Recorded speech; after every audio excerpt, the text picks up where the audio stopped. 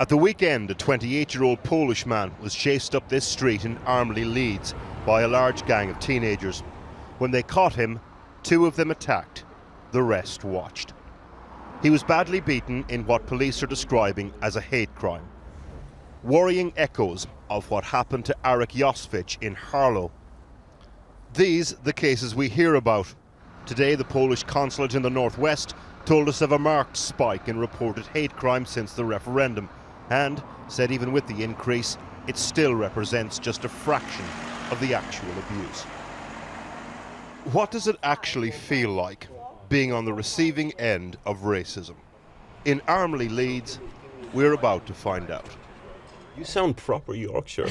Where did you move from Poland? 8 years ago. Is that right? Yes. I just grew up in here, to be honest. Okay. Because I went to high school, college, then university. Alexandra now works for the NHS. We are interviewing her because her friend was assaulted by a group of teenagers outside her house at the weekend. They chased him for about a kilometre. He tried to get to his friend's house, but she wasn't in. And they were literally beating him up in your front garden here? Were. Yeah, I had two big splashes of blood outside my door, so I was just frightened when I got home. I just couldn't believe it. Where are they? Just down here. You can see them. 2 of the group beat him up. The others stood around watching in what police are describing as a hate crime. It makes me feel angry just because, I think I'm not less than anyone else just because I'm Polish. I'm still a person. I'm still an individual who lives here, pays taxes. At this point, we hear a screech of brakes and a car stops outside. This is just my own.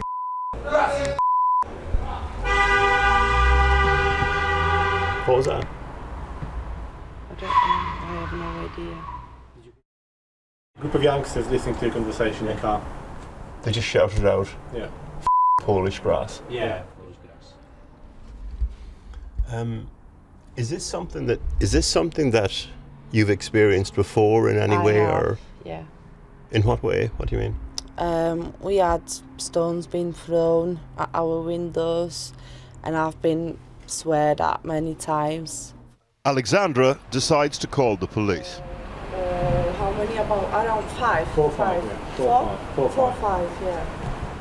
After the call, in all its rawness, this is exactly how racism makes people feel. That I am just not wanted here. Like I'm just not wanted over here. And have you felt that before? Well, I have, but I've tried to fight it off, because at some point I just felt like I belong somewhere, like whilst being at university or working on the wards. It just felt really good to belong to like a group of people who have the same priorities in life, they want to help others. But, when you get home and you have something like this happening, it just breaks your heart. So that connection that you thought you had, you feel like you don't have. It disappears, yeah. It just disappears.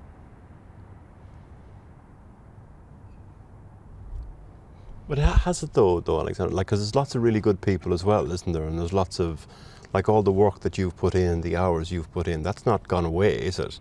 And the friends you've made and stuff.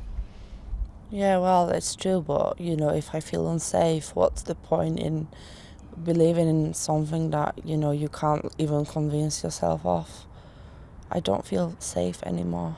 I just thought... Yeah. What did you believe in when you say you believed in something? What do you mean? I just believed in, belonging here, just feeling, safe as if at home, living here. But now it just feels so different. I just feel like I just want to go back. Even though, I got so used to this place. I just don't know what to think. So just to put Alexandra's story in some sort of context, we spoke to the Polish consulate here in the northwest, and he told us that since the referendum in June, they're working on 17 reported race hate crimes, which thankfully doesn't sound like a lot. But he went on to say that in the preceding 12 months before the referendum, they dealt with a total of just 2.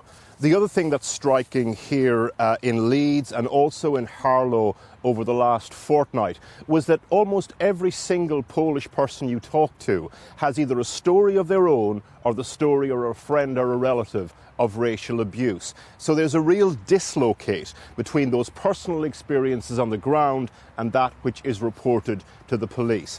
And it's also important to add that, as well as the figures, which of course are important, the real existential pain of this is what we've just heard Alexandra talk about.